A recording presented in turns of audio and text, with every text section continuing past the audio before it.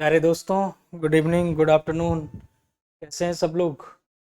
निभा, good afternoon जी।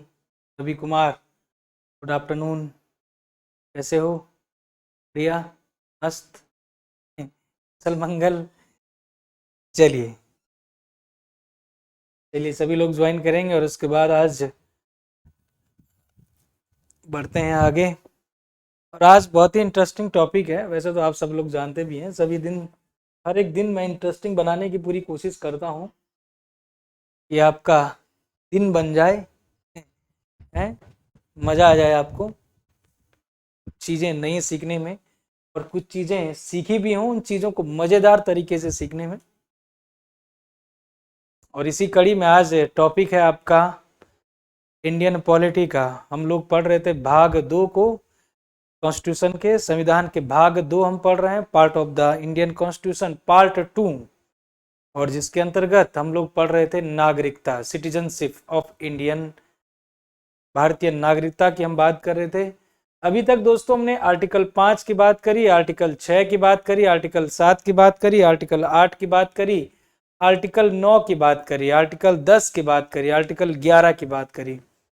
कहने का मतलब है आर्टिकल नंबर 5 से लेकर आर्टिकल नंबर 11 तक का जो सीक्वेंस है, ये सारे के सारे आर्टिकल हमारे भाग नंबर 2 में है। और ये सारे के सारे आर्टिकल जो डिफाइन करेंगे, कहीं ना कहीं वो जुड़े होंगे भारत की नागरिकता से। कहीं पर भारत की नागरिकता के अधिकार, कहीं पर भारत के नागरिकता का टर्मिनेशन, कहीं पर भारत के नागरिकता को कैसे लेंगे, वो सब प्रावधान है, वो हमने सब पढ़ लिया। उस पर हम बिल्कुल भी बात नहीं करेंगे, वो सब पढ़ चुके हैं हम। हम्म, वो हम पढ़ चुके हैं। Good evening, good afternoon. चलिए तो दोस्तों, आज का टॉपिक है हमारा क्या, जरा बताइए आज का टॉपिक क्या है। चलो बताओ, देखते हैं कितने लोग जो है सजीव अवस्था में है, लिविंग थिंग में है। बताइए कितना, कौन सा टॉपिक आज पढ़ना था हमें? बताओ, जल्दी से बताओ।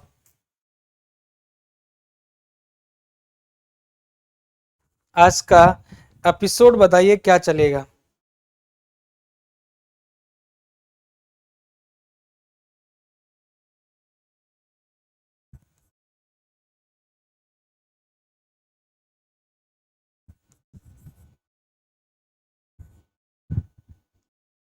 इंडियन पॉलिटी, इंडियन पॉलिटी के अंतर्गत हम लोग क्या पढ़ेंगे आज, डिस्कस कर लेते हैं।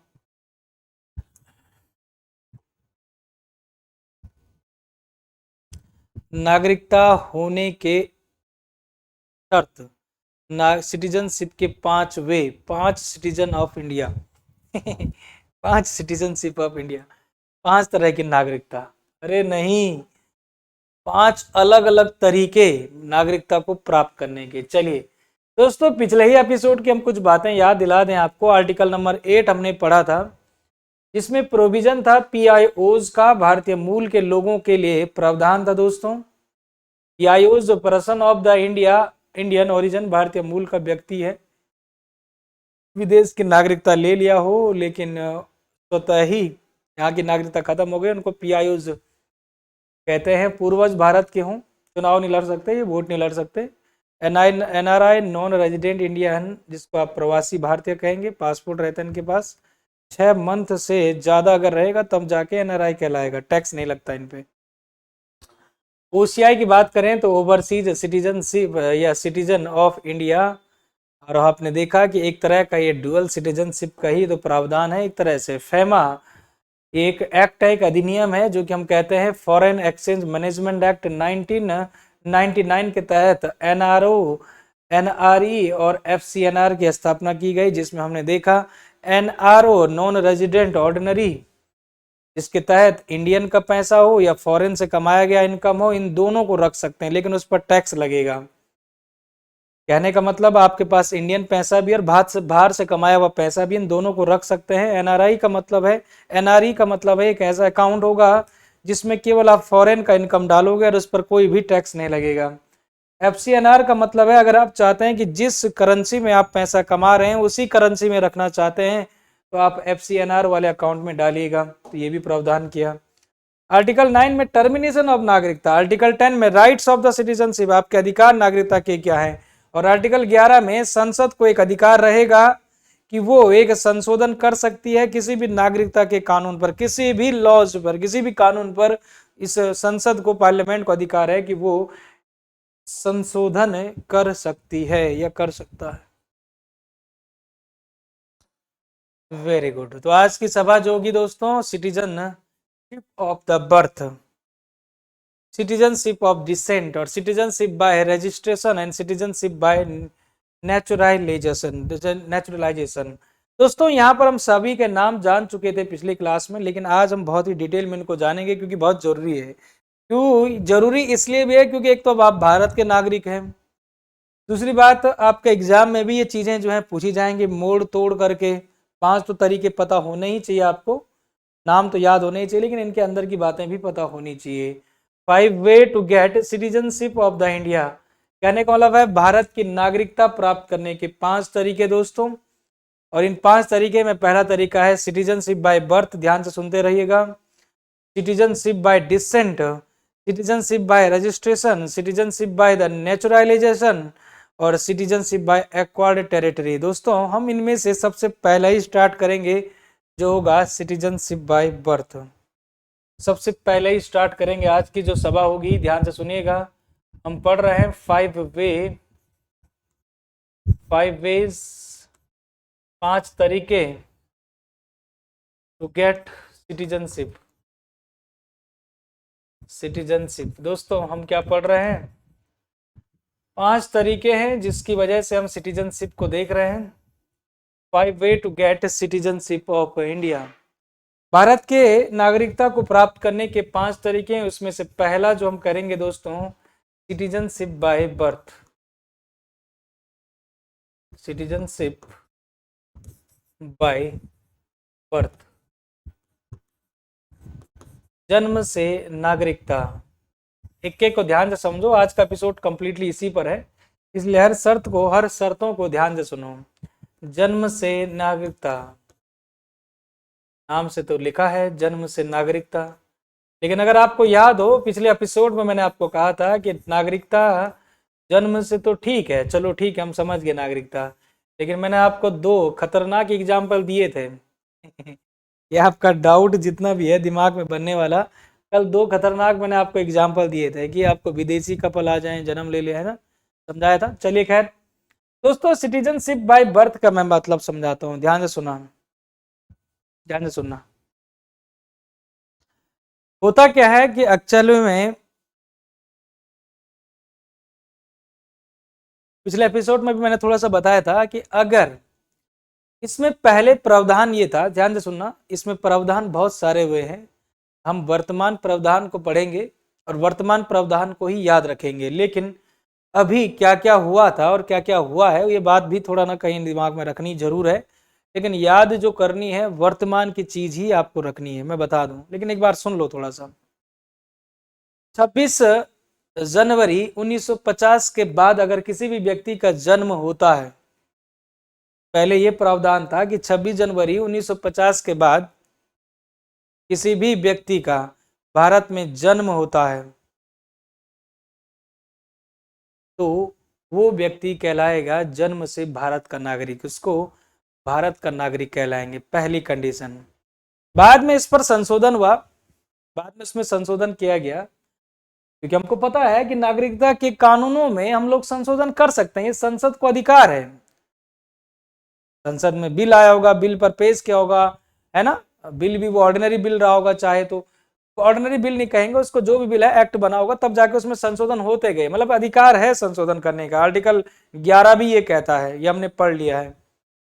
जब उसमें संशोधन हुआ होगा तो पहला संशोधन तो उसमें ये प्रावधान रखा गया कि कोई व्यक्ति का जन्म होता है, ध्यान से सुनो, कोई व्यक्ति का अगर जन्म होता है तो, क्योंकि ये बात थोड़ा सा डिफिकल्ट पड़ी होगी, ये गलत पड़ी होगी, जब हमने केवल व्यक्ति के जन्म की बात की है, तो हो सकता है कि कोई विदेशी आ जाए कुछ दिनों के लिए, उसकी भी खैर शर्तें हैं, विदेशी आ जाए, जन्म हो गया भाई, अंग्रेज ने कहा कि इसके तो जन्म यहाँ पर हुआ है हमारे बच्चे का इसको भारतीय नागरिकता दे दो। इसमें क्या हुआ कि थोड़ा सा मॉडिफाइड किया गया, मॉडिफाइड ये किया गया, पहले क्या था 26 जनवरी 1950 के बाद किसी भी किसी का भी अगर जन्म होता है भारत में तो वो जन्म से भारत का नागरिक हो गया, भारत की नागरिकता उसको मिल गई, सिंपल सा। दूसरा, जब संशोधन किया गया दोस्तों, तो संशोधन के बाद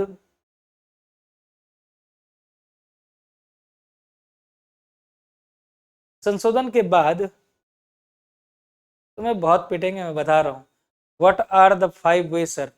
5 वे लिखा तो है, मैंने लिखा है नहीं तुम्हें कल, अब मैं शुरुआत कर रहा हूँ एक एक करके, बीच में डिस्टर्ब कर रहे हैं। 5 वे बताओ सर, सुन लो एक एक करके। 5 वे कल मैंने लिखा दिए थे, 5 क्या क्या तरीके हैं, वही तो मैं समझा रहा हूँ। पहला तरीका, दूसरा तरीका, तीसरा तरीका। तो पहला तरीकों को समझा रहा हूँ, बीच में टूक लेते हैं। हमने कहा कि अगर कोई भी व्यक्ति 26 जनवरी 1950 के बाद पैदा हुआ है, जन्म लेता है भारत में, तो वो जन्म से ही भारत का नागरिक हो जाता है। लेकिन कुछ समय बाद इसमें संशोधन किया गया। अब संशोधन इसमें खूब सारे हुए, लेकिन आपको कोई टेंशन लेने की जरूरत नहीं कि कितने संशोधन हुए, क्या हुए। इसमें पहला संशोधन हुआ दोस्तों, तो उसमें क्या प्रावधान हुआ कि अगर कोई व्यक्ति का, किसी व्यक्ति का जन्म भारत में हुआ है, लेकिन साथ ही साथ उनमें उस व्यक्ति का जो जन्म हुआ है, तो उसके माता और पिता में से, उसके पापा और मम्मी, उसके डैड और मदर में से अगर किसी एक का भी, अगर किसी एक को भी अगर भारत की नागरिकता है, या वो कोई भारत का नागरिक है, दोनों में से एक की भारत की नागरिकता है, तो दोस्तों वो जन्म से ही भारत के नागरिक कहलाएंगे, उस व्यक्ति को जिसका जन्म हुआ है। फिर संशोधन हुआ इसमें, फिर संशोधन हुआ। वर्तमान में अभी क्या है फिर संशोधन हुआ है? इसमें क्या हो रहा था कि तुम उठा के ला गए किसी को, है नेपाल से ला गए, उधर से ला गए, ये लो जन्म से नागरिकता। इसमें फिर संशोधन हुआ। संशोधन ये हुआ कि किसी भी व्यक्ति का जन्म से नागरिकता मिलेगी अगर पिताजी और माताजी, मतलब कि फादर और मदर, पिता और माता दोनों ही भारत के नागरिक हों, तो हम क्या बोलेंगे कि जन्म से ही नागरिक होगा। 3 शर्तें भी। और वर्तमान में क्या है? वर्तमान में क्या है? अगर आपसे पूछा जाए कि वर्तमान शर्त क्या है सर, तो आप तुरंत बोलेंगे सर वर्तमान शर्त वही है कि जब हमने देखा, क्या देखा, क्या देखा जन्म से? सर जन्म से हमने वही चीज देखा जब दोनों के दोनों, माता भी और पिताजी भी, दोनों क्या हों, भारत के नागरिक हों। माता और पिता दोनों के पास भारत की नागरिकता होनी चाहिए, समझ गए? तो वर्तमान वाला मैं लिख देता हूं यहां पर, और तो आप लिखे देखो वर्तमान। वर्तमान में बाता, वर्तमान की मैं बात कर रहा हूं, वर्तमान में क्या प्रावधान है? माता एंड पिता, माता और पिता दोनों भारत के नागरिकों, भारत के नागरिकों, नागरिकों तो जन्म हुआ व्यक्ति, जन्म हुआ व्यक्ति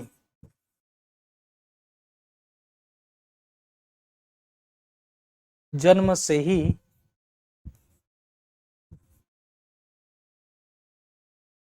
भारत का नागरिक होगा।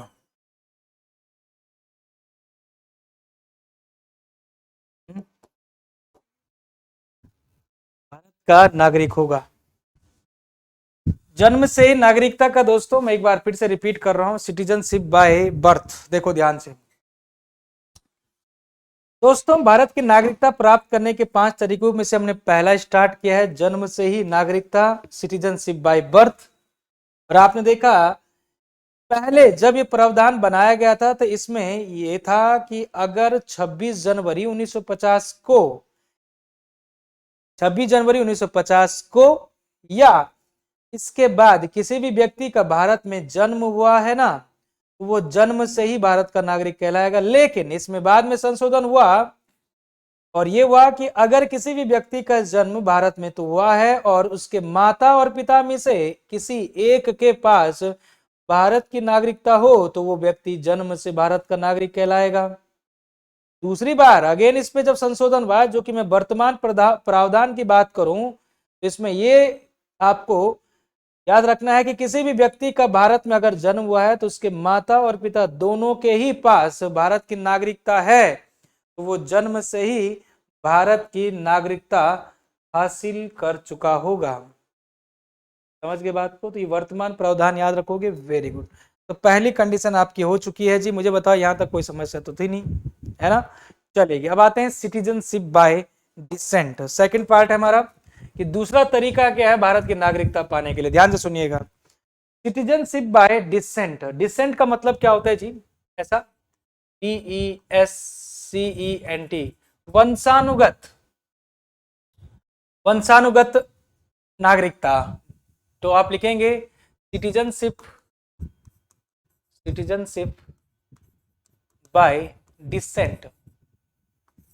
कहने का मतलब है वंशानुगत नागरिकता। डिसेंट का मतलब वंशानुगत होता है दोस्तों, वो ऐसा लिख देता हूं मैं, वंशानुगत, वंशानुगत नागरिकता। अब क्या मतलब है इसका बताते हैं आपको।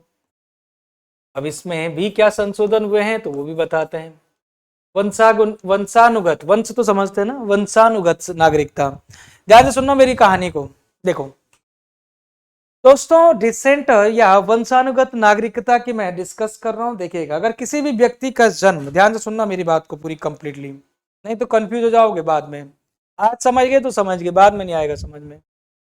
हमने कहा कि किसी भी व्यक्ति का जन्म भारत में होता है, ठीक है, हो गया, और उसके माता या पिता, माता या पिता दोनों में से किसी भी एक के पास भारत की नागरिकता है, ठीक है, कोई दिक्कत नहीं।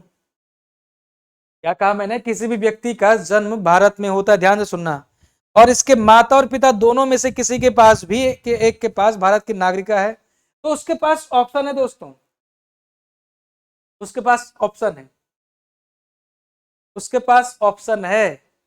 चाहे तो वो, चाहे तो वो भारत का नागरिकता ग्रहण कर सकता है, और अगर वो भारत की नागरिकता ग्रहण करता है तो दोस्तों यही कहलाएगा सिटीजनशिप बाय डिसेंट। अब आप सोच रहे होंगे कि सर अब यहां पर दोनों में कंफ्यूज हो गया होगा 100% कंफ्यूज हो गया होगा कि सर यहां पर तो आपने मना किया।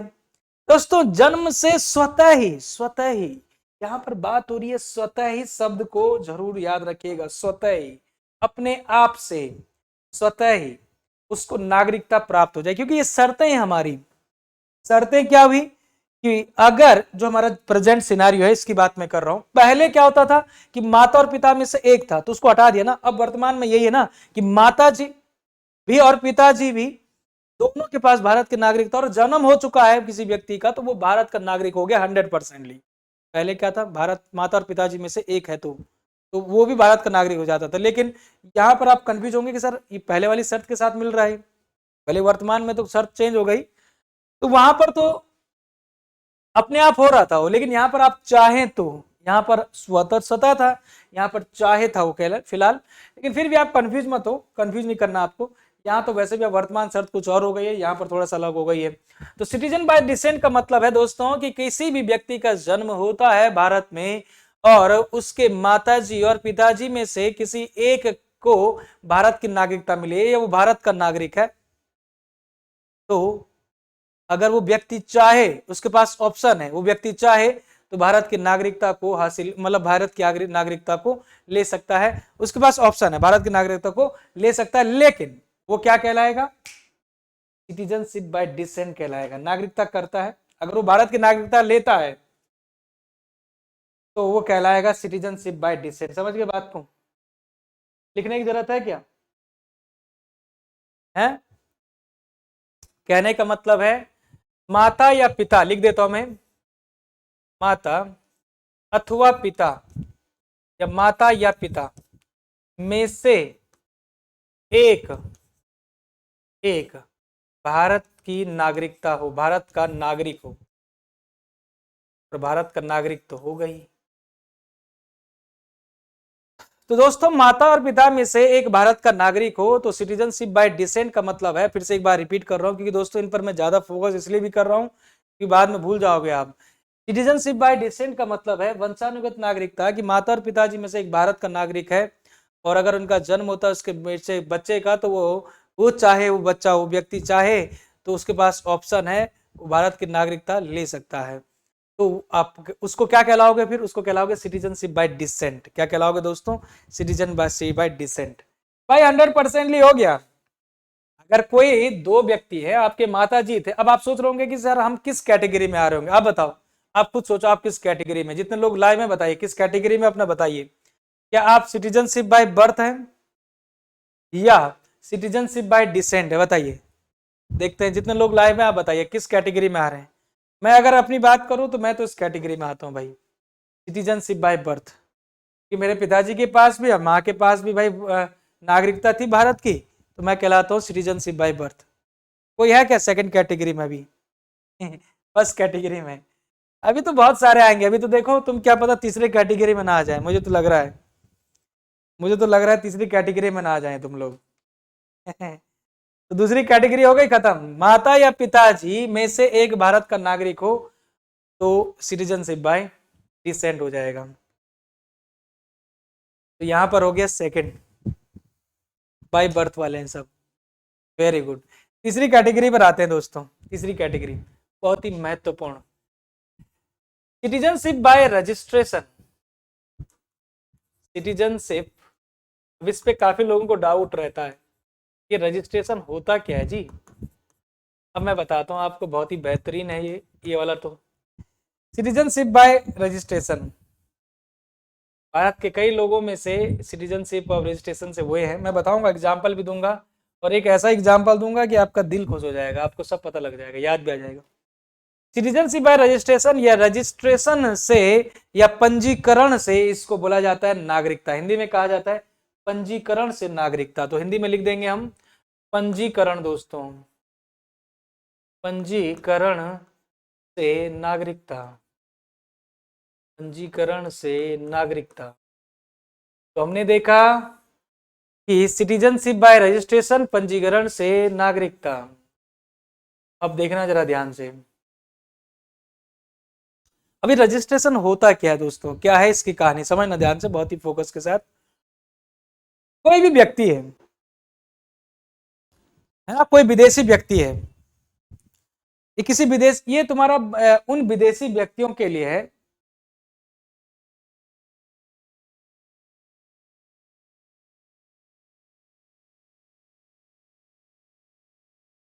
सर कोई 20 या 30 साल से विदेश में रह रहा हो, हाँ, और पिताजी इंडियन हो, तो भी मिलेगी या नहीं मिले इंडिया में? क्या लिख रहे हैं? हाँ हो तो मिलेगी या नहीं इंडिया की नागरिकता? 20-30 साल तुम रह रहे हो, तुम्हारा जन्म कहाँ पर हुआ है ये बताओ पहले। 20-30 साल तुम्हारा जन्म, तुम मुझे लग रहा है एनआरआई की बात कर रहे हो। चलो खैर, इधर आते हैं, बाद में करते हैं क्वेश्चन आंसरिंग, बाद में, पहले इसको समझो दोस्तों। ये उन विदेशियों के लिए है, ये जो रजिस्ट्रेशन वाला मामला है, ये उन विदेशियों के लिए है तो भारत है तो विदेश का नागरिक, लेकिन वो भारत की नागरिकता ग्रहण करना चाहता है दोस्तों। ये उन विदेशों के लिए है, ये इंडियन लोगों के लिए नहीं है, ये विदेशियों के लिए है। कोई विदेशी, कोई बाहरी देश वाला, कोई विदेशी, कोई विदेशी, ये किसके लिए दोस्तों? ये प्रावधान, ये पंजीकरण से नागरिकता का प्रावधान किस लिए है बता दें आपको, बताते हैं। कोई विदेशी जो जो भारत की नागरिकता ग्रहण करना चाहता है, नागरिकता ग्रहण करना चाहता है। हो सकता है ना, इतना अच्छा देश हमारा, इतना सुंदर, इतना सुशील, इतना संपन्न, इतना ब्यूटीफुल, इतना स्मार्ट, है ना। हमारा देश इतना प्यारा देश है। इधर चले जाओ आप उत्तराखंड की तरफ, इधर इधर चले जाओ आप केदारनाथ बद्रीनाथ घूम को आओ, केरल जाओ, एमपी जाओ, छत्तीसगढ़ जाओ, दिल्ली जाओ, है लाल किला जाओ। तो कहने का मतलब है, हमारे देश में अगर कोई आना चाहता है और वो भारत की नागरिकता चाहता है, उसके लिए ये प्रावधान किया गया है। हो सकता है ना भाई, कोई अगर विदेशी है, मान लेते हैं कोई पाकिस्तानी आदमी है, सुनो जरा ध्यान से, या कोई नेपाल का आदमी है, या कोई चीन का आदमी है मोमो चाउमीन बनाने आ जाएगा इधर कोई उधर तुम्हारा बांग्लादेश का आदमी है, कोई अफगानिस्तान का आदमी है ना, कोई अमेरिका का आदमी, अगर वो चाहता है भारत की नागरिकता, तो हम उसको ऐसे तो नहीं बोलेंगे नहीं भाई भाग जाओ भाग जाओ भाग जाओ, ऐसे तो बोलेंगे नहीं ऐसा तो है नहीं ना, उसको ऐसा तो नहीं बोलेंगे भाग जा भाई भाग जा, हम नहीं बताते तुम्हें, हम नहीं देते तुम्हें नागरिकता भारत की, ऐसा तो बोलेंगे नहीं ना। तो उसके लिए कुछ प्रावधान रखे हैं। अब आपके दिमाग में एक क्वेश्चन तो आ गया है कि सर प्रावधान तो जरूर रखा होगा इंडियन गवर्नमेंट ने, भारत सरकार ने प्रावधान तो जरूर रखा होगा कि हाँ, प्रावधान तो रखा होगा कि ठीक है भारत में कोई विदेशी व्यक्ति है, कोई विदेशी है जो कि भारत की नागरिकता लेना चाहता है, तो उसको हम हाँ तो कहेंगे। और पता लग रहा है कि पाकिस्तान से एक टेररिस्ट आ गया उधर बांग्लादेश की सीमाओं से आ गया, और वो कहता है कि I want citizenship of India, I want it citizenship of India, दे दोगे ऐसी दे दोगे? ठीक है, हम एक सरल भाव से कहें तो ठीक है, देनी चाहिए, वो चाहता है तो देनी चाहिए। तो क्या भाई, हमें थोड़ी पता वो क्या व्यक्ति है, पता लग रहा है कि कल के दिन में नागरिकता दे दिया आपने और निकला टेररिस्ट, आपने गुजार दिया कहीं भी उसको मंदिर में मस्जिद में, क्योंकि भारत का नागरिक है। ये क्या हो चुका होगा, भारत का नागरिक है तो किस कहीं पर भी जा सकता है, किसी तरीके से भी जा सकता है, कोई गतिविधियां उसकी पता नहीं लग पाएंगी। लेकिन अगर उसने एक्चुअली में कोई क्रिमिनल एक्टिविटीज कर ली, आतंकवादी कोई गतिविधियां कर ली, तो गए ना भाई साहब, पता लग रहा बम लगा दिया उधर बम लगा दिया मंदिर के पीछे, गया ना मंदिर क्योंकि जो टेररिस्ट लोग होते हैं ना, आतंकवादी लोग होते हैं, आपने पिक्चर पिक्चर में भी देखा होगा, है ना, ये स्लीपर सेल, ये नाम सुना होगा, ये लोगों का अपने जीवन से कोई मतलब नहीं होता है, लगा दिया बम, भले अपना आप भी मरेगा ही वो बाद में, है बम लगा के अगर कहीं छुप जाएगा वो भी तो फिर पिटा जाएगा पुलिस के द्वारा। तो खैर, कहने का मतलब है दोस्तों, यहाँ पर दो सवाल आते हैं। सिटीजनशिप बाय रजिस्ट्रेशन तो ठीक है, एक बात तो ये आती है कि हम देंगे, बिल्कुल देंगे, लेकिन प्रावधान ये है कि पहले परखा जाएगा भाई, उसको ऐसे नहीं है कि आया और उसको एक हफ्ते के अंदर उसको दे दिया सिटीजनशिप, उसको परखा जाएगा लगभग, पता है आपको कि उसको 1 साल की एक्टिविटीज तो ऐसी देखी जाएगी, क्या वो भारत में रहा है 1 साल तक कंटिन्यूअसली, 1 साल, भले पहले तो 5 साल है कि 5 साल में भारत में रह रहा हो, पिछले 5 सालों से भारत में रह रहा हो, ये प्रावधान है, मैं बताऊंगा, अभी लिखाऊंगा, टेंशन न लो। लेकिन उस 5 सालों में भी पिछले जस्ट रिसेंट 12 महीने, मतलब कि कंप्लीट 1 साल ऐसा होना चाहिए कि कंटिन्यू भारत में रहना चाहिए, और उसी दौरान उसकी आतंकवादी गतिविधियां हो या उसकी एक्टिविटीज हो, जरूर नहीं है कि आतंकवादी हो, अच्छा व्यक्ति भी तो हो सकता है, तो उसकी एक्टिविटीज पर जब परखा नजर पड़ जाएगी गवर्नमेंट की, तो भाई फर्ज जाके उसको जब परखा जाएगा तब जाके वो मिलेगी उसको सिटीजनशिप बाय रजिस्ट्रेशन। समझ गए बात को, क्लियर है? अच्छा, मुझे एक चीज, एक एग्जाम्पल बताइए, अगर कोई मुझे बता सकता है कि भारत में अभी कुछ समय पहले ही सिटीजनशिप बाय रजिस्ट्रेशन में एक व्यक्ति बने हैं, कोई एक विदेशी हैं जो कि भारत के नागरिक बने हैं इसी रूल से, सिटीजनशिप बाय रजिस्ट्रेशन, बताइए जल्दी से एग्जाम्पल बताइए, 1,000 रुपए का इनाम है, बताइए।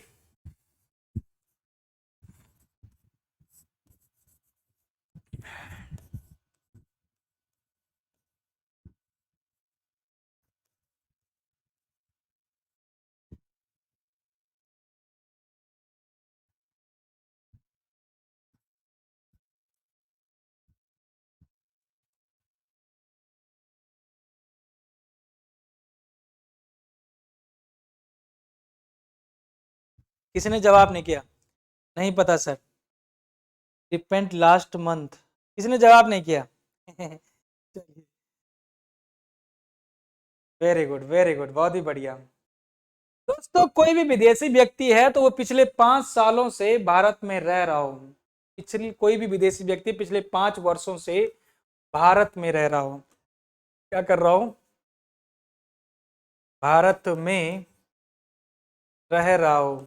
लेकिन भाई ये बात तो सच है कि जरूरी नहीं है रह रहा हो, ठीक है, कोई दिक्कत नहीं।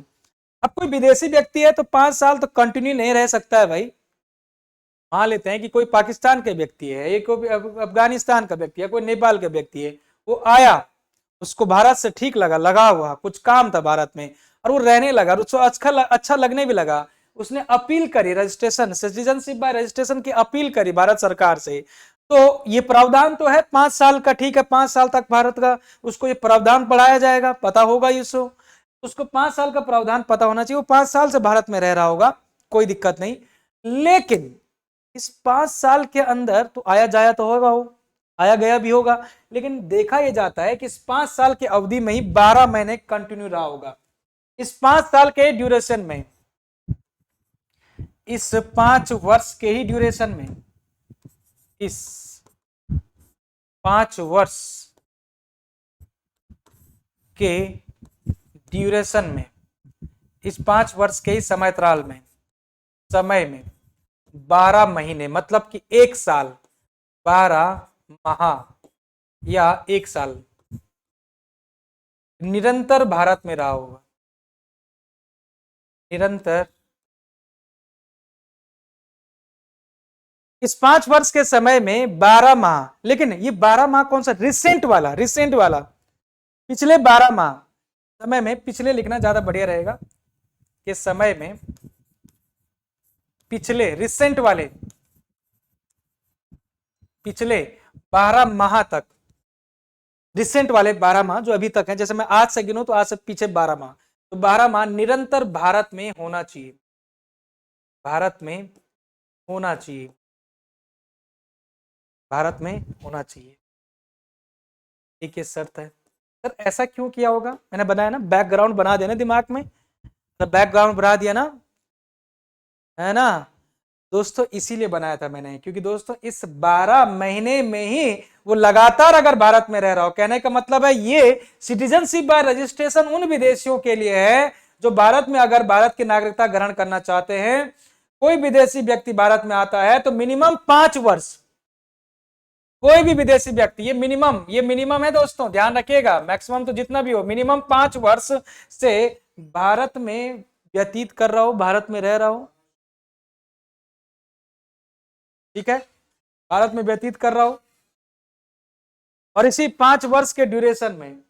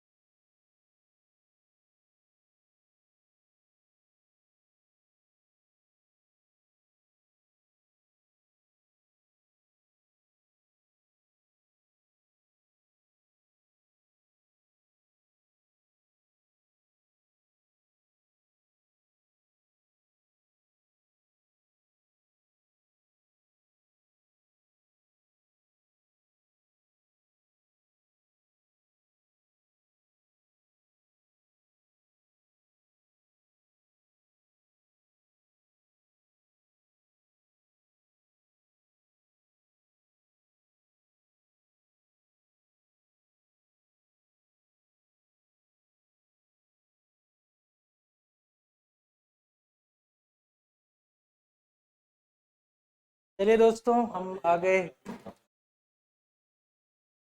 हम आते हैं वापस अपने सिटीजनशिप बाय रजिस्ट्रेशन। एक बार फिर से रिपीट कर रहा हूँ, जहां पर हम थे ध्यान से सुनो दोस्तों। सिटीजनशिप बाय रजिस्ट्रेशन पंजीकरण से नागरिकता का मतलब था कि ये उन विदेशियों के लिए है जो भारत में आकर भारत की नागरिकता ग्रहण करना चाहते हैं। और मैंने आपको कहा था कि कोई भी विदेशी व्यक्ति हो, भारत में आता है, मिनिमम 5 वर्ष से भारत में व्यतीत कर रहा है, रह रहा है। और आपको बता दें, एक बात और बता दें आपको कि इसमें संशोधन हुआ है। पहले 5 साल नहीं था, पहले 7 साल था दोस्तों। पहले 7 वर्ष था पहले, तो फिर 5 साल किया गया है। थोड़ा सा रहम करी गई है। मतलब पहले क्या था, ये 7 साल की अवधि थी, अब क्या है 5 साल है। तो ये कहने का मतलब है कोई भी विदेशी व्यक्ति पिछले 5 वर्ष से भारत में व्यतीत कर रहा है, रह रहा है, तो इस 5 वर्ष के ही, इस 5 वर्ष में से ही पिछले 12 महीने से वो लगातार भारत में रह रहा हो। पिछले 5 वर्ष में, मतलब कि 5 वर्ष के ही समय में से पिछले 12 महीने से वो लगातार भारत में रह रहा हो, तो दोस्तों वो पंजीकरण कराकर व्यक्ति पंजीकरण करवाकर भारत की नागरिकता हासिल कर सकता है, ग्रहण कर सकता है, नागरिकता ग्रहण कर सकता है। समझ के बात को, शर्त सो समझे कि 5 वर्ष का समय, पहले 7 साल था भाई, तो 5 वर्ष का समय, उस 5 वर्ष में भी कंटिन्यूअसली होना चाहिए भारत में। क्योंकि इस बीच ये ऐसा इसलिए कहा, मैंने आपको कहा ना कि भाई 5 वर्ष तो चलो ठीक है, लेकिन वो आ रहा होगा, जा रहा होगा, आ रहा होगा, जा रहा होगा, गतिविधियां बना रहा होगा बढ़िया से, पता लग रहा है बंदूक पर सलाह दे रहा होगा। तो कहने का मतलब इस 12 महीने के अंदर भारत में रहेगा तो इसकी सारी की सारी गतिविधियां, वो सारी के सारे ट्रेस कर दी जाएंगी। कहने का मतलब पूरा का पूरा भारत गवर्नमेंट, जो सरकार है, उसको ट्रेस करेगी या उसके गतिविधियों पर नजर रखेगी, और पूरा का पूरा रजिस्ट्रेशन के बाद उसको जब ये सारा का सारा ये पूरा का पूरा बढ़िया मामला मिला, तो उसको मिल जाएगा पंजीकरण bye registration, citizenship by registration. समझे बात को। अब मैं आपको एक एग्जाम्पल बता देता हूँ, दोस्तों, लिखेंगे नहीं, बस एग्जाम्पल बहुत सारे, लेकिन एक मैं आपको बता देता हूं। अदनान सामी, किसी ने सुना है नाम? बताइए, अदनान सामी का नाम कितने सुना है? जल्दी बताना, जरा बताओ कौन थे ये, सॉरी कौन है ये, कौन है, क्या है ये? मतलब ये सिंगर हैं, एक्टर हैं, क्रिकेटर हैं, फुटबॉलर हैं, टेनिस प्लेयर हैं, बताओ जरा। सुना है ना? तुमने वो पिक्चर देखी है, बजरंगी भाईजान? देखी होगी बेटा तुमने, मुझे जहां तक लग रहा है तुमने सारी पिक्चर देखी हैं। मैं ही नहीं देखता बस पिक्चर। दोस्तों देखी होगी जरूर, बजरंगी भाईजान देखी थी? तुम लोग जवाब क्यों नहीं करते भाई? कुछ लोगों को तो मैं पूछता हूँ, कुछ नहीं बोलते। इन्होंने बेटा पाकिस्तान की नागरिकता को त्यागा था। इन्होंने पाकिस्तान की नागरिकता, क्योंकि यहां पर सिटीजनशिप बाय रजिस्ट्रेशन से इनको भारत की नागरिकता मिल गई, स्वतः ही इनको टर्मिनेट भी किया गया। कहने का मतलब है इन्होंने पाकिस्तान की नागरिकता को त्यागा और उसके बाद सिटीजनशिप बाय रजिस्ट्रेशन से भारत के नागरिक हो गए हैं। तो एग्जाम्पल है, ठीक है ना? तो ये भारत के नागरिक हो गए। भर दो झोली वाला, हाँ। सही पहचाने हो। चलिए जी, ये तीसरे की बात हो गई है, खत्म करते हैं। अब नेक्स्ट चलें, नेक्स्ट बात करें प्राकृतिक नागरिकता। चौथी बात करते हैं सिटीजनशिप बाय नेचुरलाइजेशन। नेचुरलाइजेशन, चलिए नेचुरलाइजेशन पढ़ते हैं। Citizenship by naturalisation.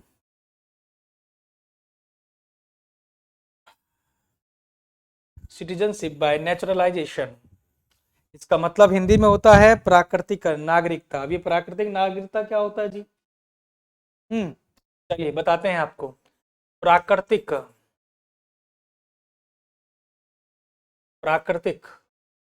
नागरिकता, आपके दिमाग में आ रहा होगा कि ये तो पहली बार सुना है सर, प्राकृतिक नागरिकता। चलिए मैं बताता हूँ आपको प्राकृतिक नागरिकता क्या होती है। दोस्तों चौथा जो तरीका है भारत की नागरिकता प्राप्त करने का, जिस तरह से आपने तीसरा देखा, दूसरा देखा, पहला देखा, इस तरीके से इसको भी समझो, ध्यान से देखना। ये देशीकरण से नागरिकता है, ये है देशीकरण से। नेचुरलाइजेशन का या प्राकृतिक नागरिकता का मतलब होता है देशीकरण से, देशीकरण, देशीकरण से नागरिकता। अब मैं आपको इस चौथे वाले टॉपिक में या चौथे नागरिकता में आपको याद दिलाऊंगा, पता है किसकी याद दिलाऊंगा मैं आपको, और आपको मैं जवाब भी पूछना चाहता हूं। यहाँ पर ध्यान से मेरे जवाब का मतलब मेरे आंसर का जवाब करना। आप मैं आपको याद दिलाना चाहता हूं कि यहां पर दोस्तों एक्चुअली में उन लोगों के बारे में है, सिटीजनशिप बाय नेचुरलाइजेशन प्राकृतिक तरीके से कैसे हो रहा है देशीकरण से नागरिकता। ये भी उन विदेशियों के लिए है, ये भी विदेशी मामलों के लिए। अब देखो कैसे, ये उन विदेशियों के लिए है दोस्तों ये प्रावधान, ध्यान से सुनना, जो भारत में आकर 11 साल से रह रहे हैं। क्या बोला मैं?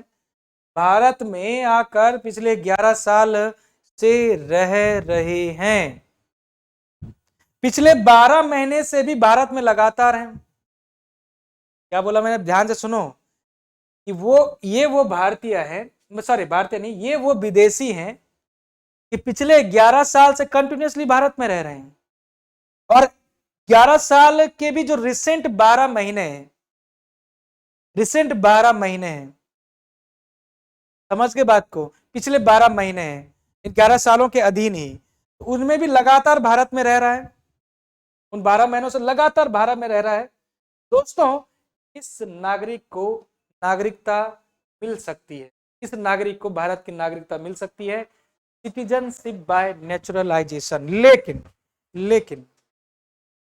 आप सभी लोगों को पता होगा, एक बिल के बारे में मैंने आपको डिस्कस किया था, एक बिल के बारे में मैंने डिस्कस किया था, CAB बिल। आपको बताया था CAB बिल पिछली क्लासों में, जब मैंने नागरिकता शुरुआत किया था पार्ट 2, तो मैंने कहा था कि CAB सिटीजनशिप अमेंडमेंट बिल, और यही बिल जब अधिनियम बना, मैंने आपको कहा था ना कि जो बिल होता है तो जब वो संसद में दोनों सदनों से पास होकर जब राष्ट्रपति की भी मोहर लगती है तो फिर वो जाके बिल वो अधिनियम में बदल जाता है, कहने का मतलब वो पक्का हो जाता है। तो CAB सिटीजनशिप अमेंडमेंट बिल बाद में जब पारित हुआ, अधिनियम बना, तो वो बना CAA सिटीजनशिप अमेंडमेंट एक्ट, नागरिकता संशोधन अधिनियम, ठीक है ना। और पहले क्या था वो? CAB का मतलब नागरिकता संशोधन विधेयक। अब दोस्तों ये जो CAB है ये क्या कहते हैं, इसमें ये प्रावधान तो है कि जैसे पाकिस्तान है, अफगानिस्तान है, बांग्लादेश है, इसके गैर कानूनी रूप से रह रहे जितने भी लोग हैं, अगर वो गैर मुसलमान हैं तो उन्हें भारत की नागरिकता दी जाएगी। लेकिन इसमें एक और प्रावधान भी किया जा रहा है, ये जो नेचुरलाइजेशन की अवधि है वो 11 वर्ष से कम करके उसको किया जा रहा है 6 वर्ष। कहने का मतलब है जो ये CAB था ना, थोड़ा सा आपको इसके बारे में जरूर याद रखना है। CAB ये जो बिल है, citizenship amendment bill, citizenship amendment संशोधन बिल, इसी को कह रहे हैं नागरिकता संशोधन विधेयक। और दोस्तों इस विधेयक में क्या प्रावधान था आप जानते हो? भले ही इसमें इस सिटीजनशिप बाय नेचुरलाइजेशन का मतलब केवल इतना मात्र था, इसका सिटीजनशिप बाय नेचुरलाइजेशन का मतलब जो था, अभी तक जो प्रावधान है इस चौथे वाले नागरिक मतलब कि चौथे वाले जो नागरिकता का जो प्रावधान है, बस इतने से नागरिकता मिल जाएगी कि आप 11 साल से रह रहे होंगे, ध्यान से सुनो, 11 वर्ष से भारत में है, 11 वर्ष से भारत में निवास कर रहे हैं या भारत में है, ठीक है ना। और दूसरी शर्त यहां पर यहीं पर है कि 11 वर्ष में ही, इसी 11 वर्ष के अधीन ही, 11 वर्ष में पिछले 12 महीने 12 मंथ 12 महीने में लगातार भारत में है, लगातार भारत में है, तो ये शर्त जो है, अगर ये दोनों शर्त मिली गई तो दोस्तों इसको मिल जाती है भारत की नागरिकता। किस बेस पर? Citizenship by naturalisation. कहने का मतलब कोई भी व्यक्ति, ये उन विदेशियों के लिए है कि कोई भी विदेशी व्यक्ति, ध्यान से सुने, कोई भी भारत में आकर 11 साल से रह रहा है और पिछले 12 महीने में लगातार भारत में रह रहा है, तो इसको सिटीजनशिप बाय नेचुरलाइजेशन से नागरिकता मिल सकती है और वो नागरिकता ले सकता है। लेकिन थोड़ा सा यहीं पर मैं बात करूंगा, सीएबी एक बिल आता है बीच में, पता होना चाहिए आपको ये बारे में। सीएबी, सिटीजनशिप अमेंडमेंट बिल, इसमें क्या प्रावधान रखा है दोस्तों कि इसमें यह प्रावधान होगा कि पाकिस्तान, अफगानिस्तान और बांग्लादेश से गैर कानूनी रूप से रह रहे जितने भी लोग हैं, अगर वो गैर मुसलमान है, उसमें मुस्लिम लोगों को नहीं रखा गया है, गैर मुसलमान है, तो उन्हें भारत की नागरिकता दे दी जाएगी। लेकिन इसमें एक और प्रावधान भी है कि नेचुरलाइजेशन की, प्राकृतिकरण की या नेचुरलाइजेशन की जो अवधि है 11 वर्ष से कम करके वो हो जाएगी 6 वर्ष। क्या हो जाएगी? 6 वर्ष। यहां पहले 11 वर्ष था। लेकिन आप जानते हैं कि इस बिल का बहुत सारा, जानते हो ना, इस जो एक्ट है, इस अधिनियम का बहुत ज्यादा प्रोटेस्ट हुआ है भारत के अदर अदर प्रदेशों में, साउथ में, इधर वेस्ट में, सभी जगह पर बहुत ज्यादा प्रोटेस्ट हुआ है, आंदोलन हुआ था, हम सभी लोगों को पता है। क्योंकि इसमें जो भारत की 6 जातियां हैं, जैन हो गया, ईसाई हो गया, सिख हो गया, है ना, हिंदू हो गया, ठीक है, केवल मुसलमान को छोड़कर इसमें रखा गया था कि ये जो है उनके लिए। लेकिन यहां पर लोगों ने प्रोटेस्ट किया कि भैया हम जब आर्टिकल 14 पढ़ते हैं, आर्टिकल 14 हम जब पढ़ते हैं समता का अधिकार, तो ये तो भाई इसको छेड़छाड़ है। हम तो पढ़ेंगे, खैर आगे हम पढ़ेंगे fundamental right, part number 3 of constitution, भाग नंबर 3। तो उसमें दोस्तों ये सच भी है एक्चुअली में कि एक तरह से आर्टिकल 14 का छेड़छाड़ है इसमें। खैर, तो सीएबी के बारे में हमने देखा और सिटीजनशिप बाय नेचुरलाइजेशन, प्राकृतिक नागरिक के बारे में आपने पढ़ा। फिलहाल आप इसको देखेंगे बहुत अच्छे से, और थोड़ा बहुत आपको यह भी पता होना चाहिए था, इसलिए हमने सिटीजनशिप बाय नेचुरलाइजेशन चौथा पढ़ा। अब आते हैं 5वां केस दोस्तों, बहुत ही important case, 5 number, citizenship by acquired. Acquired, acquired citizenship by, 5वां है सिटीजनशिप बाय एक्वायर्ड। अभी क्या होता है जी? ये क्या होता है? Acquired territory, territory. हाँ, 5वां है जी, ये 5वां, 5 नंबर। चलिए, सिटीजनशिप बाय एक्वायर्ड टेरिटरी का मतलब है दोस्तों, पहली बात मैं आपको बता दूं, का हिंदी में जो मीनिंग होता है वो भी बताऊंगा, और हिंदी के मीनिंग से ही आपको इसका मतलब भी समझ आएगा। अंग्रेजी से शायद कम समझ आए आपको, हिंदी के मतलब मैं समझाता हूँ, मैं हिंदी से ही समझाता हूँ। इसको बोलते हैं विलय से नागरिकता। विलय, भारत में किसी भी बाहरी क्षेत्र का विलय होता है तो उस दौरान भारतीय सरकार के द्वारा तत्काल प्रभाव से विलय से नागरिकता दिलाई जाती है उन नागरिकों को। अब सुनो जरा ध्यान से, मैं आपको याद दिलाता हूं, जब हम बात करते हैं ना विलय नागरिकता की, तो दोस्तों यहां पर हम 35वें संविधान संशोधन की बात करते हैं। जरा मुझे बताइए कितने प्रतिशत भारतीय हैं जितने लोगों को पता है कि 35वां संविधान संशोधन जो कि 1974 में किया था, उसके में हमने किया क्या था?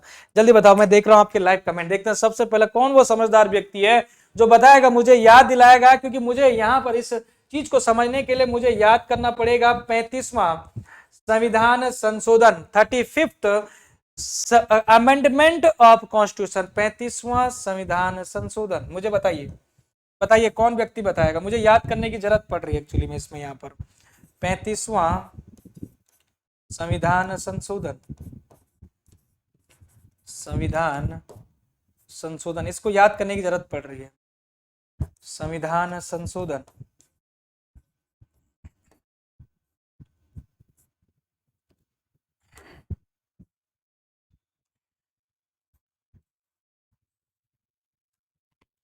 पैंतीसवां संविधान संशोधन। और आप सभी लोगों को पता है कि जो संविधान संशोधन था यही तो था 1974 में, 1974 में। याद आ रहा है? कुछ याद आया? किसी को याद नहीं आ रहा है। एग्जैक्टली ये कि भाई साहब है जम्मू एंड कश्मीर, बहुत पिटेंगे तुम्हें जम्मू एंड कश्मीर। जम्मू एंड कश्मीर का तो नाम ही नहीं लिया मैंने 35 संशोधन है, कुछ भी मतलब। ये 35A पता नहीं क्या सोच रहे हैं, पता नहीं क्या सोच रहे हैं। 35वां संविधान संशोधन, सब चीज मिक्स कर रहे हो, सब चीज मिक्स कर रहे हो, क्या पढ़ाया जा रहा है क्या चल रहा है, मतलब मिक्स कर दे रहे हैं। अरे भाई 30, मैंने आपको बताया था कि एक 35वां संविधान संशोधन होता है 1974 में, और एक 36वां संविधान संशोधन होता है 1975 में। नहीं बताया था, अगले ही साल हमने कहा था कि यहां पर हम सिक्किम जो था असम में उसको शहर राज्य बना देते हैं। सिक्किम जो देसी रियासतों में जब उस समय की हम बात करते हैं वो इंडिपेंडेंट देसी रियासत में था सिक्किम, लेकिन बाद में उसको असम में मिलाया गया, असम का शहर राज्य बनाया गया, और वो किसके अधीन बनाया गया? 35वें संविधान संशोधन के। तो 35वें संविधान संशोधन में हमने देखा था कि सिक्किम को, मैं लिख देता हूं यहां पर, सिक्किम को असम में मिलाया गया, वो मतलब असम राज्य जो हमारा था, असम का शहर राज्य बनाया गया। लेकिन ध्यान रखिएगा केवल शहर राज्य था बनाया गया, लेकिन इसको पूर्ण राज्य का दर्जा नहीं मिला था। अभी शहर राज्य बनाया था, इसको पूर्ण राज्य का दर्जा, जो अगर आप चाहते हैं कभी क्वेश्चन आए कि सिक्किम को पूर्ण राज्य, जो हमारा राज्य बना था वो स्टेट, वो बना था 36वें संविधान संशोधन 1975 के तौर पर। कहने का मतलब आप कह सकते हैं, you can say that Sikkim became the state of India as per the 35th amendment of constitution 1975। अब आप कह सकते हैं सर यहां पर हमने क्यों इसका डिस्कस किया है? हाँ लागू हुआ था, बिल्कुल। तो कहने का मतलब है शहर राज्य हुआ था, राज्य ये इसी में बना है, लागू वागू का कोई मतलब नहीं है, ये कोई बिल थोड़ी है। बिल तुम्हारा ये एक्ट जो है ये संशोधन 35 में है, इसमें शहर राज्य बस बनाया था, है ना, और इसको पूर्ण राज्य को जो दर्जा मिला था 36वें संविधान संशोधन मिला, हटा दो। अब दोस्तों इसको क्यों मैं इसमें डिस्कस कर रहा हूं दोस्तों, क्या है इस 5वें सिटीजनशिप बाय एक्वायर्ड का मतलब है, एक्वायर्ड टेरिटरी का मतलब है किसी भी क्षेत्र या किसी भी बाहरी देश के बाहरी क्षेत्र का अगर भारत में विलय होता है, या विलय का मतलब भारत में मिलता है, मिल जाता है, तो इसमें जितने भी लोग होंगे, सारे लोग जो होंगे स्वतः ही भारत के नागरिक बन जाएंगे। दोस्तों अगर किसी भी क्षेत्र का, लिख देता हूं, भारत में किसी भी क्षेत्र,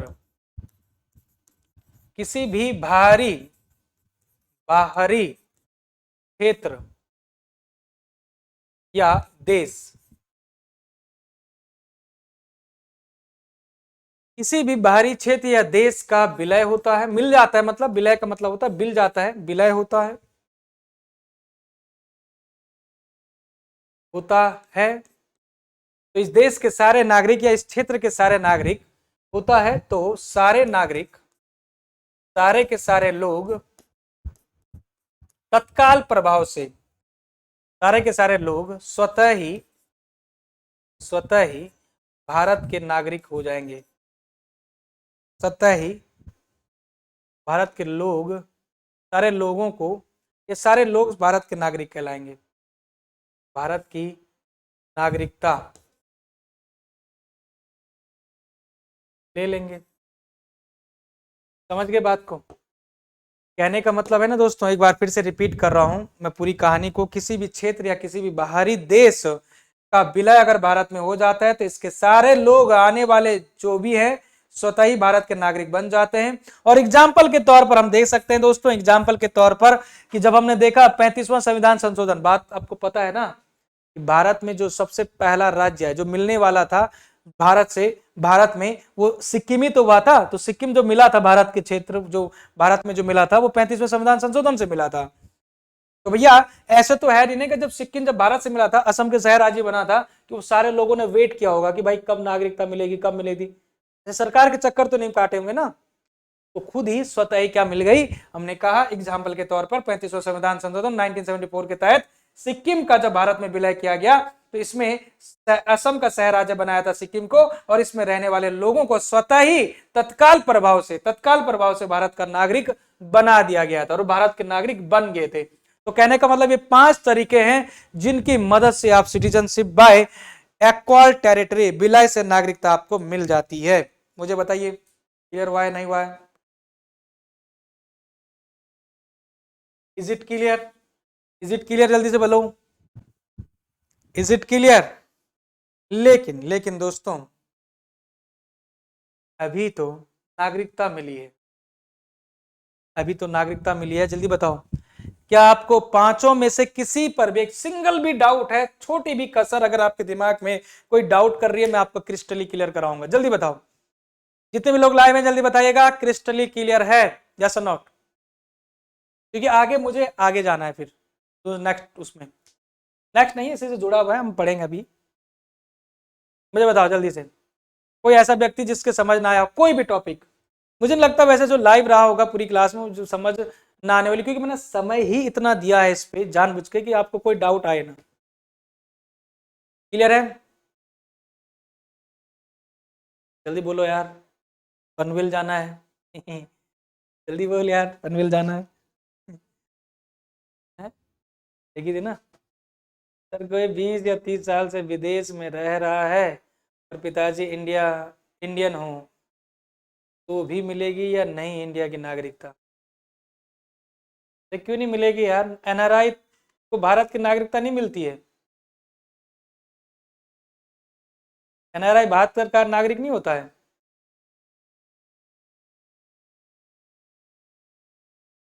अच्छे से समझ आ गया सर। चलिए खैर, वैसे क्वेश्चन तुम पूछ क्यों रहे हो भाई? कोई है तो नहीं कोई आसुका तुम्हारी वहां। खैर, सिटीजनशिप बाय एक्वायर्ड टेरिटरी, विलय से नागरिकता हो गई दोस्तों। अब बात करते हैं, यहां पर हमने सारी बात करी कि जिन जिन चीजों से हमारे भारत की नागरिकता मिल सकती है हमने देखा अलग अलग तरीके से, लेकिन भारत की नागरिकता कैसे जा सकती है, ऐसी कोई हरकत मत करिएगा कि आपकी नागरिकता छीन ली जाए। तो देखते हैं तो भविष्य में ऐसी कोई हरकतें ना करिएगा जिससे कि आपकी नागरिकता, अच्छी खासी नागरिकता चले जाए। तो वो कौन सी वे है, कौन से 3 तरीके हैं, या 3 आप वेज कह सकते हो which terminated your citizenship of India. कहने का मतलब है 3 ways by which, 3 ways by विच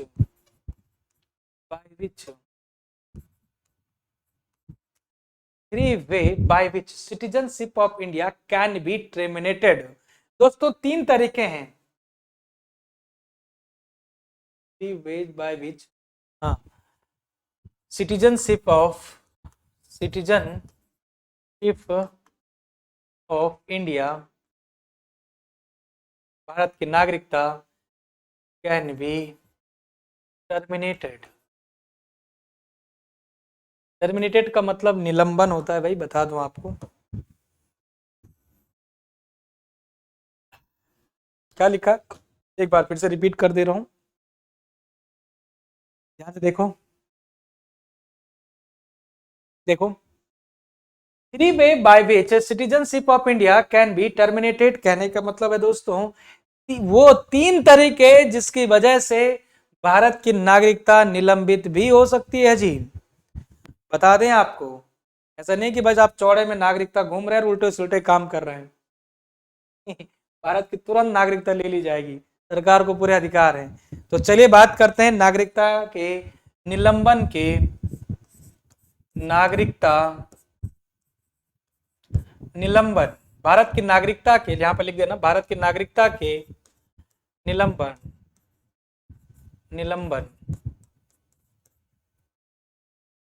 भारत की नागरिकता या नागरिकता के निलंबन के 3 तरीके दोस्तों, 3 ही बस तरीके हैं, और 3 ही तरीकों से आपके, इन तीनों तरीकों में से अगर एक भी तरीका आपको सूट हो रहा है ना, या आपको लग रहा है ना आप कर रहे हो ना ऐसी हरकतें, तो आपकी नागरिकता चल जाएगी। 3 में से किसी भी एक में अगर आप फुलफिल हैं तो आपकी नागरिकता चल जाएगी जी, निलंबित हो जाएगी, आप भारत की नागरिकता से बाहर फेंक दिए जाओगे। खैर, तो दोस्तों पहली हम बात करेंगे कि आप मेंटल तो नहीं हो गए, सच में भाई अब मेंटल तो नहीं हो गए, मानसिक रूप से खराब तो नहीं हो गए, तो ये भी है पहले, है कि हम बात करेंगे डेप्रिविएशन में, है ना, डेप्रिविएशन। चलिए खैर बात में करते हैं उस पर बात, पहले हम नॉर्मल वाली बात करते हैं, रिनंसिएशन, रिनंसिएशन। अब ये रिनंसिएशन क्या है दोस्तों, शायद आपने पहली बार जीवन में सुना हो, रिनंसिएशन सुना था किसी ने? रिनंसिएशन नाम से दुनिया का ध्यान, सुना तो होगा ये कहीं शायद। रिनंसिएशन का मतलब, रिनंसिएशन का मतलब समझते हैं? नहीं समझते हैं सर, हम बताते हैं आपको। स्वतः ही त्याग देना, भारत की नागरिकता स्वतः ही त्याग देना। जैसे कि आपने देखा होगा बहुत सारे व्यक्ति भारत की नागरिकता लिए होते हैं, लेकिन वो विदेश में जाके रह जाते हैं तो वो तुरंत ही अपनी मर्जी से भारत की नागरिकता को त्याग लेते हैं स्वतः ही। इसको कहते हैं रिनंसिएशन। कहने का मतलब है हम नागरिकता के निलंबन के 3 तरीके हैं। एक रिनंसिएशन अपनी मर्जी से, स्वतः ही अपनी मर्जी से, ऐसा नहीं कि जबरदस्ती। कहने का मतलब अगर चाहे भारत का कोई नागरिक है और हर व्यक्ति को अधिकार है, भारत के हर एक व्यक्ति को या हर नागरिक को अधिकार है, अगर वो चाहे तो वो खुद ही अपनी मर्जी से भारत की नागरिकता को त्याग कर सकता है या त्याग सकता है। समझ के बात को? भारत के हर एक व्यक्ति को, हर एक इंसान को, आपको भी पूरा अधिकार है, पूरा राइट्स है कि आप स्वतः ही अपनी मर्जी से भारत की नागरिकता को क्या कर सकते हैं, त्याग कर सकते हैं। यही तो लिखा है इसमें, चाहे खुद अपनी मर्जी से। ध्यान रखिएगा इस बात, चलेगा। पहला तो आपने देख लिया। दूसरा जो रूल है दोस्तों, एक तो रिनंसिएशन हो गया, बहुत ही बेहतरीन। दूसरा है टर्मिनेशन बाय द गवर्नमेंट। चलिए, टर्मिनेशन बाय गवर्नमेंट, सरकार के द्वारा। टर्मिनेशन बाय गवर्नमेंट, गजब हो गया जी। हाँ, टर्मिनेशन बाय द गवर्नमेंट, ठीक है। बताओ, कोई बताना चाहता हो, कोई समझदार व्यक्ति, किसी को पता हो तो? सरकार के द्वारा निलंबन,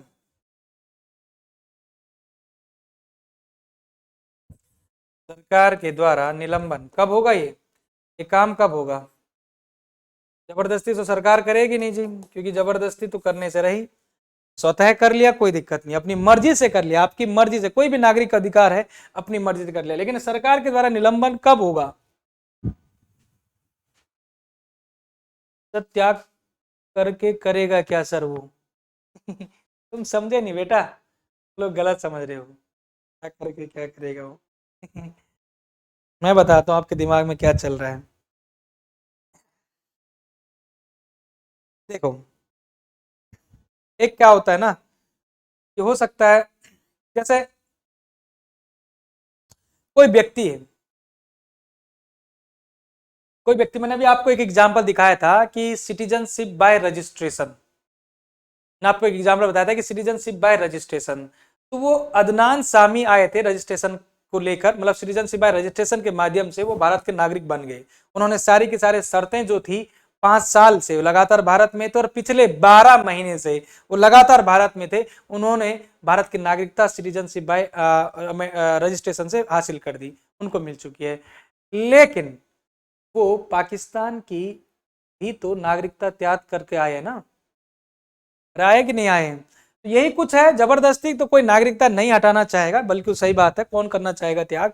लेकिन अगर कोई व्यक्ति है, वो कहीं विदेश में जा रहा है, कहीं भी रहना चाह रहा है और वो चाहता है कि मुझे भारत की नागरिकता है उसका त्याग करना है, जाओ आप, नहीं करेगा भले हम जानते हैं, लेकिन जाओ आप। लेकिन दूसरी कहानी को तो समझो पहले।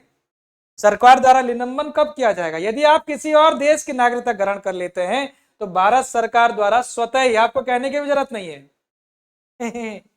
आपको कहने की भी जरूरत नहीं, यहां पर तो आपने कह लिया कि सर हम क्या करना चाहते हैं, लेकिन यहां पर कहने की भी जरूरत नहीं है आपको। सीधे कहने का मतलब है कोई भी नागरिक, कोई भी व्यक्ति किसी विदेश में रहकर या विदेश में जाकर अगर वो वहां की तो नागरिकता को ग्रहण करता है तो स्वतः ही भारतीय सरकार के द्वारा, इंडियन गवर्नमेंट के द्वारा आपकी भारतीय नागरिकता को समाप्त कर दिया जाएगा स्वतः ही। कहने का मतलब समझ गए आप? कहने का मतलब समझ गए? अगर किसी और देश की नागरिकता ग्रहण करते हैं, अगर किसी और देश की नागरिकता ग्रहण करते हैं,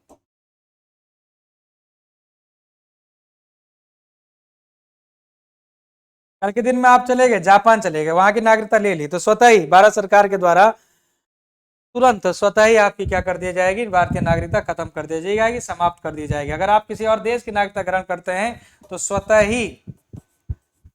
ही सरकार द्वारा आपकी नागरिकता, भारतीय नागरिकता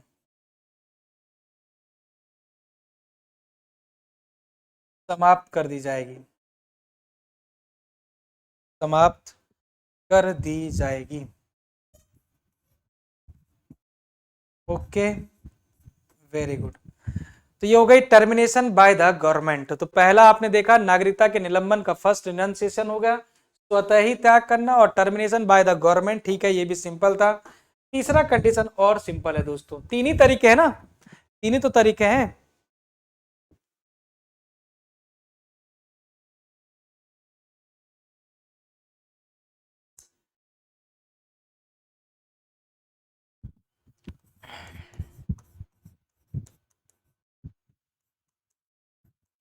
डेप्रिविएशन, ये है दोस्तों डेप्रिविएशन, डेप्रिविएशन ऐसा है, डेप्रिविएशन। स्पेलिंग का ध्यान रखिएगा, क्या होता है?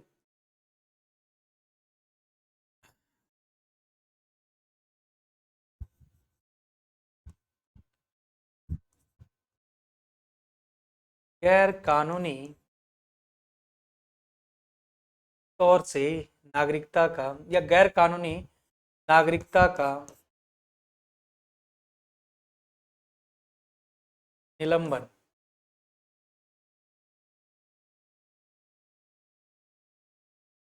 गैर कानूनी नागरिकता का निलंबन। दोस्तों क्या है ये? ध्यान से सुनो मेरी बात को, एग्जाम्पल भी बताऊंगा आपको, पूरा सेट हो जाएगा दिमाग में। भाई ये बात बताओ मुझे, इसमें तीन सिचुएशन आती हैं। पहली बात तो वो व्यक्ति जिसने गैर कानूनी या इलीगल तरीके से भारत की नागरिकता ग्रहण की हो, तो उसको नागरिकता से निलंबन कर दिया जाएगा। क्या बोला मैंने? किसी भी व्यक्ति ने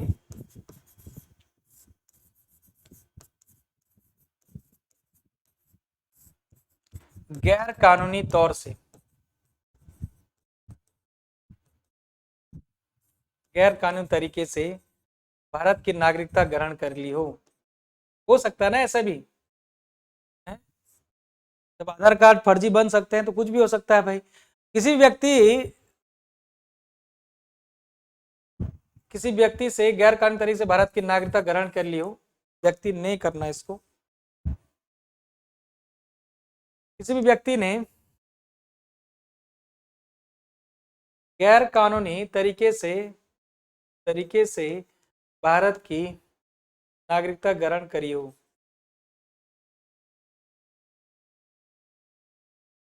ग्रहण की हो।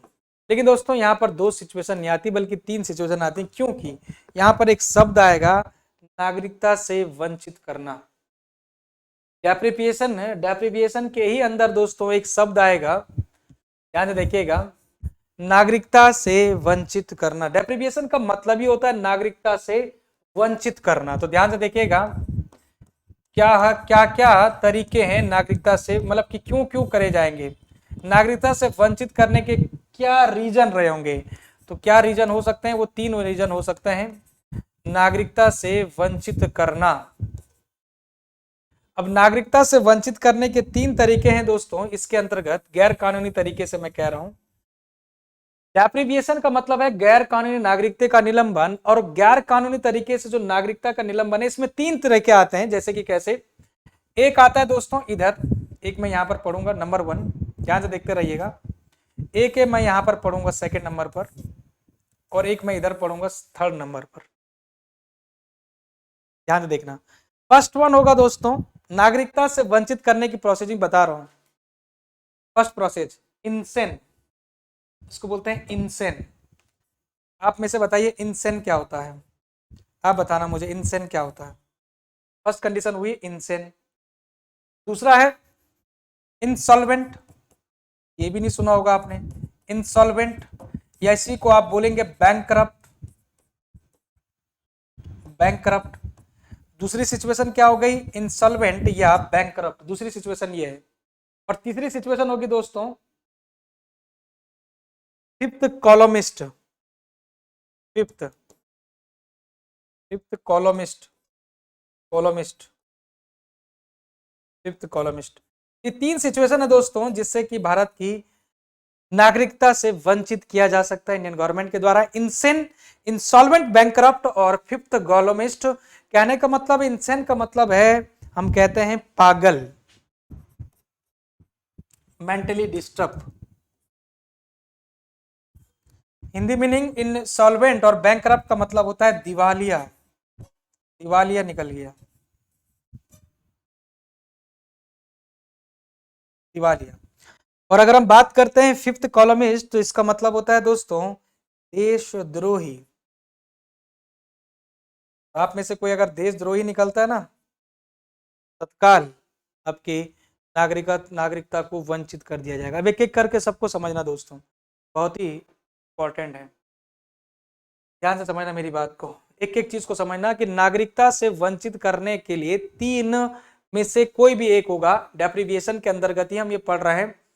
नागरिकता से वंचित करना कहने का मतलब है दोस्तों किन किन व्यक्तियों को नागरिकता से, किस व्यक्ति को नागरिकता से वंचित किया जा सकता है, इन तीनों में से एक। जैसे कि कोई व्यक्ति पागल है, किसी व्यक्ति का दिमाग मानसिक रूप से पागल है, उसकी नागरिकता को तुरंत वंचित किया जा सकता है। या कहते हैं कि कोई व्यक्ति भारत का, कोई ऐसा व्यक्ति भारत का जिसका दिवालिया हो जाता है, तो उसकी नागरिकता से वंचित किया कर दिया जाएगा। तीसरा व्यक्ति है जैसे कि कोई देशद्रोही है, कहने का मतलब है कोई भी व्यक्ति है देशद्रोह, किसी आतंकवादी गतिविधियों में शामिल पाया जाता है, या कोई क्रिमिनल एक्टिविटीज में पाया जाता है, तो उसकी भी नागरिकता तुरंत वंचित किया जा सकता है। अब आपका जो है, मुझे जहां तक लग रहा है कंफ्यूजन जो है इसमें है। भाई ये तो सीधे सीधे है कि कोई मानसिक तौर पर कोई बीमार है, या मानसिक बीमार तो नहीं बोलेंगे, मानसिक तौर पे क्या है, पागल हो गया है, तो उसको हम कर सकते हैं उसकी नागरिकता उसको वंचित कर सकते हैं। दूसरा देशद्रोही है, तो भाई कोई व्यक्ति है और उस पर कोई आतंकवादी गतिविधियां चल रही हैं, एक्टिविटीज चल रही हैं, हो रही है उसके द्वारा, तो भैया उसकी भी तुरंत कर सकते हैं, उसकी भी नागरिकता से इसको वंचित कर सकते हैं। लेकिन सवाल यह है कि ये वाला क्या है दोस्तों, और इसके एग्जाम्पल से मैं आपको समझाऊंगा ये दिवालिया का एग्जाम्पल क्या, समझो जरा ध्यान से दोस्तों। दिवालिया का एग्जाम्पल है, जैसे कि एग्जाम्पल कोई व्यक्ति है और वो बैंक लूट कर भाग गया है, कहने का मतलब बैंक से खूब सारा लोन लिया। और इसके एग्जाम्पल में सबसे बड़ा विजय माल्या, नाम सुना है किसने? अच्छा कितने लोगों ने सुना है विजय माल्या? तब मैं आपको इसका एग्जाम्पल, नहीं तो मैं आपको दूसरा एग्जाम्पल बताऊंगा फिर। यस यस में जवाब करना जिसने सुना है, जिसने नहीं सुना है नो में जवाब करना है। कितने लोगों ने सुना है या नहीं सुना है विजय माल्या? जल्दी बोलो फिर मैं आगे बढ़ रहा हूँ, जल्दी बताओ, यस और नो में बताना, यस और नो में। विजय माल्या का नाम सुना है या नहीं सुना है? विजय माल्या सुना है, सुना है, सुना है।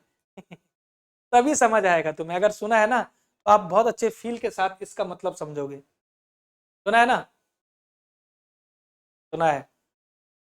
कोई ना नहीं आया भाई, सबने सुना है, मतलब कोई नहीं आया ना। एग्जैक्टली मुझे जहां तक लग रहा है किसी का भी ना नहीं आया स्क्रीन पर, सबको पता है, मतलब वेरी गुड, बहुत बढ़िया। विजय माल्या आपको पता है, इतना सारा लोन लिया विजय माल्या ने, और आप सभी लोगों को पता है कि विजय माल्या जब दिवालिया हुए थे, अरे क्या क्या था, बैंक से लोन लेकर, दिवालिया का मतलब है कि बैंक से लोन लेकर फरार होना। फरार होना, यही है दिवालिया। बैंक करप्ट, इंसॉल्वेंट भी उसको बोला जा रहा है। तो उसको एग्जाम्पल के तौर पर अगर आपको याद होगा विजय माल्या, तो उसने खूब सारा लोन लिया बैंक से, और जब वो फरार हो गया, जब वो दिवालिया हुआ, उस समय वो राज्यसभा के सदस्य थे। आपको पता है, इस बात की जानकारी है कि जब वो दिवालिया हुए थे, मतलब कि लोन लेकर फरार हो गए, तो उस समय वो राज्यसभा के सदस्य थे। He was the member of parliament, Rajya Sabha के सदस्य थे। और दोस्तों जब दिवालिया हुए, ये जब मैं कहूं कि जब विजय माल्या दिवालिया हुए थे, उस समय वो राज्यसभा के सदस्य हुआ करते थे, और इनको भारत की नागरिकता से जब वंचित कर दिया गया, और क्योंकि भारत के नागरिकता से वंचित कर दिया गया, तो तुरंत इनकी राज्यसभा की सदस्यता भी खत्म हो गई होगी। कहने का मतलब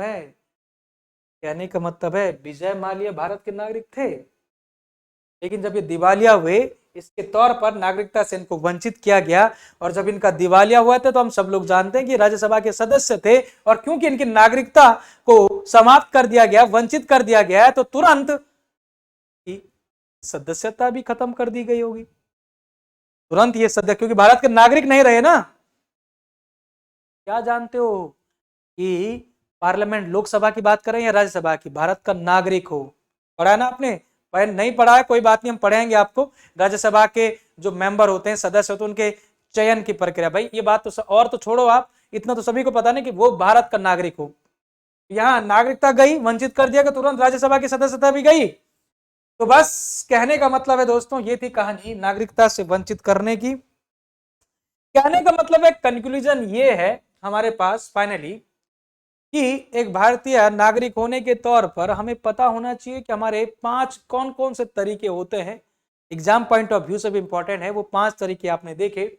और भारतीय नागरिक के तौर पर एग्जाम पॉइंट ऑफ व्यू से भी दोस्तों ये भी पता होना चाहिए कि वो 3 क्या तरीके हैं जिससे हमारे नागरिकता भी टर्मिनेट हो सकती है, और नागरिकता खत्म होने पर नागरिकता के अधिकार भी खत्म हो जाएंगे। दोस्तों इस बात को ध्यान रखिएगा कि जो जो आपको नागरिकता का अधिकार मिला था ना, आर्टिकल पढ़ा था हमने नागरिकता के अधिकार, तो वो नागरिकता का अधिकार भी खत्म हो जाएगा अगर आपकी नागरिकता खत्म हो जाती है। कहने का मतलब है, नागरिकता खत्म होने पर नागरिकता के अधिकार भी खत्म हो जाएंगे, तभी तो उनको इतना लोन मिला, तो हमको तो ही नहीं मिलता है। खैर, सही बात है। खैर, ये तो हमारा फिर राजनीतिक मुद्दे हैं, उस पर नहीं आएंगे हम। अभी हम केवल पॉलिटी जो हम लोग पढ़ रहे हैं उसी के मुद्दे पर हैं। हम उस मुद्दे में जाएंगे तो फिर गड़बड़ हो जाएगा, हम पूरी क्लास उसी में चले जाएंगे फिर, है ना। तो चलिए दोस्तों, मुझे बताइएगा आपको ये टॉपिक समझ आया है? आज बहुत ही इंटरेस्टिंग और बहुत ही मज़ेदार टॉपिक था आज। मुझे लगता है कि ये टॉपिक आप सभी लोगों के दिल, दिमाग और जहन सब जगह ही बस चुका है, कभी भी भूलना नहीं है। कहने का मतलब, आज का जो हमारा टॉपिक था जुड़ता है 5 वो तरीके जिसमें कि citizenship by birth, citizenship by decent, citizenship by registration, citizenship by naturalisation and citizenship by acquired territory. वो 5 तरीके से जिससे भारत की नागरिकता हमें मिल सकती है। इन 5 में से अगर एक भी है तो भारत की नागरिकता मिल सकती है। और उसके बाद 3 वो भी तरीके हैं जिससे कि नागरिकता के निलंबन भी किए जा सकते हैं। 3 ways by which citizenship of India can be terminated: renunciation, स्वतः ही त्याग देना; टर्मिनेशन बाय द गवर्नमेंट, सरकार के द्वारा निलंबन किया जाना; या डेप्रिविएशन, नागरिकता से वंचित करना। और दोस्तों, नागरिकता से वंचित करने के वो 3 में से एक होना चाहिए इंसेन, बैंकरप्ट या इंसॉल्वेंट, या फिफ्थ कॉलमिस्ट जिसको हम देशद्रोही कहते हैं। दोस्तों मुझे बताइएगा, आपने एंजॉय किया है क्या इस टॉपिक में? कितने लोगों ने एंजॉय किया बताइए, जल्दी बताना, यस और नो में। मजा आया सर? क्या है ना, वेरी गुड। चलिए, बहुत बहुत बढ़िया है। और आप सभी लोगों के हौसला अफजाई के लिए बहुत बहुत शुक्रिया अदा और धन्यवाद। कि दोस्तों यही अप्रिसिएशन मुझे ऊर्जा देता है और एनर्जी देता है। तो आपके इस रिस्पॉन्स के लिए बहुत बहुत धन्यवाद आपका। तो आज के एपिसोड को यहीं पर रखते हैं दोस्तों, अगले एपिसोड में मिलेंगे हम इसके बाद, जिसमें हम बात करेंगे अब आपका one of the most important part of the Indian constitution. हम सब लोग जानते हैं कि अगला जो हमारी सभा होगी, अगला एपिसोड जो होगा, भारतीय संविधान का सबसे महत्वपूर्ण पार्ट में से आता है। इंडियन कॉन्स्टिट्यूशन के पार्ट में से कई सारे पार्ट है, हमने देखा, उनमें से जो सबसे इंपॉर्टेंट पार्ट्स में से ही एक आता है जिसको हम कहते हैं भारतीय संविधान के या हमारे मौलिक अधिकार, फंडामेंटल राइट्स। और वो पार्ट 3 में ही आता है। पार्ट 1 हो चुका है, पार्ट 2 हो चुका है, अब बात करेंगे पार्ट 3 की। ठीक है, बात करेंगे पार्ट 3 की। तो पार्ट 3 में मिलते हैं अगले एपिसोड में। और पार्ट 3 में दोस्तों बहुत ही इंटरेस्टिंग है। सभी लोगों से यही गुजारिश करूंगा कि जो मेरा समय होता है 1 PM पर, 1 PM पर सभी लोग लाइव रहें, क्योंकि क्या होता है कि लाइव में आप कोई डाउट भी पूछ सकते हैं।